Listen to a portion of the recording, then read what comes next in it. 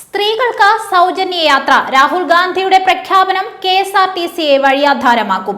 നമസ്കാരം. ഈ മണിക്കൂറിലെ ഏറ്റവും പ്രധാനപ്പെട്ട വാർത്താ വിശേഷങ്ങളുമായി ജനയുഗം ടോപ്പ് 10 ന്യൂസിലേക്ക് സ്വാഗതം.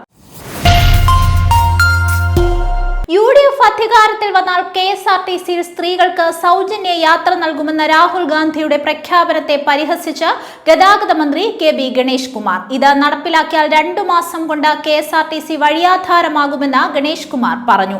പെൻഷൻകാരുടെ പൈസ കൊടുക്കാനുള്ളതുൾപ്പെടെ KSRTCക്ക് പല കടബാധ്യതകളുമുണ്ട്. അതെല്ലാം പരിഹരിച്ച് 1-ാം തീയതി ശമ്പളം കൊടുത്തും നഷ്ടമില്ലാതെ യൂണിറ്റുകൾ പ്രവർത്തിപ്പിച്ചും വളരെ കഷ്ടപ്പെട്ടാണ് KSRTC ജീവനക്കാർ ഇന്ന് മുന്നോട്ട് കൊണ്ടുപോകുന്നത്. ഇപ്പോൾ KSRTC ഒരുവിധം പച്ച പിടിച്ചു വരികയാണെന്നും മന്ത്രി പറഞ്ഞു. പാലക്കാട് നിയമസഭാ സീറ്റിലേക്ക് ശോഭാ സുരേന്ദ്രനെ കെട്ടിയിറക്കിയതിൽ പ്രതിഷേധം ശക്തം. ശോഭാ സുരേന്ദ്രന്റെ പ്രചാരണ പരിപാടികളിൽ BJP ഈസ്റ്റ് ജില്ലാ അധ്യക്ഷൻ പ്രശാന്ത് ശിവൻ പങ്കെടുക്കില്ല.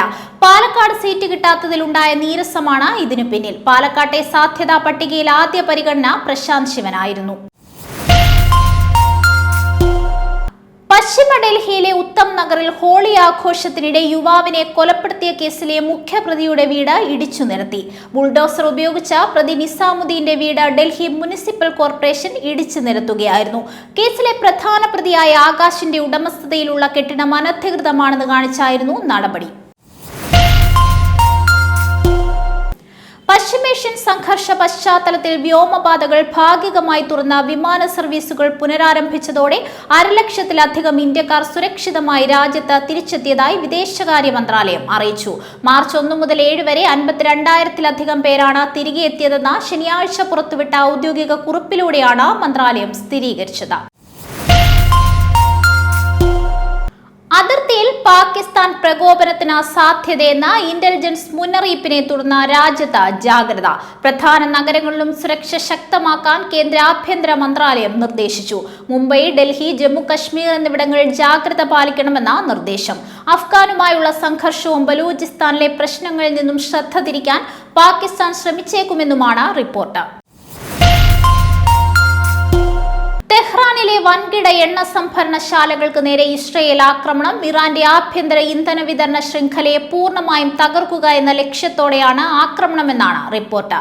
അമേരിക്കയുടെ പിന്തുണയോടെ നടത്തിയ നീക്കത്തിൽ ഡസൻ കണക്കിന് കൂറ്റൻ സ്റ്റോറേജ് ടാങ്കുകളാണ് തകർക്കപ്പെട്ടത്.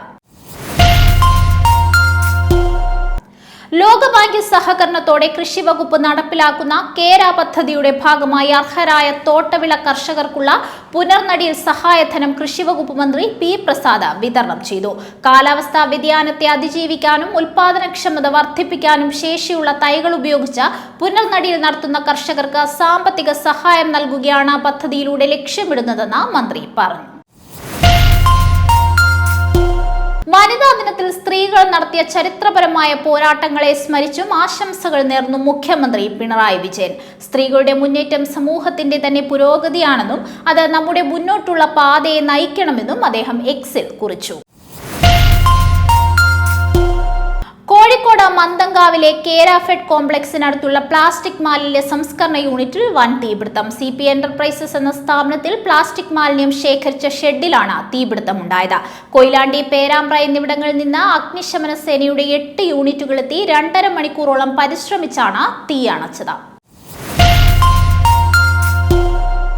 ബംഗാൾ ഗവർണർ സ്ഥാനത്തു നിന്ന് രാജിവെച്ചത് താൻ ബോധപൂർവം എടുത്ത തീരുമാനമാണെന്ന് മുൻ ഗവർണർ CV ആനന്ദബോസ്. രാജിക്ക് പിന്നിലെ കാരണങ്ങൾ ശരിയായ സമയം വരുന്നതുവരെ പുറത്തുവിടില്ലെന്നും കൊൽക്കത്ത വിമാനത്താവളത്തിൽ മാധ്യമങ്ങളോട് സംസാരിക്കവേ അദ്ദേഹം വ്യക്തമാക്കി.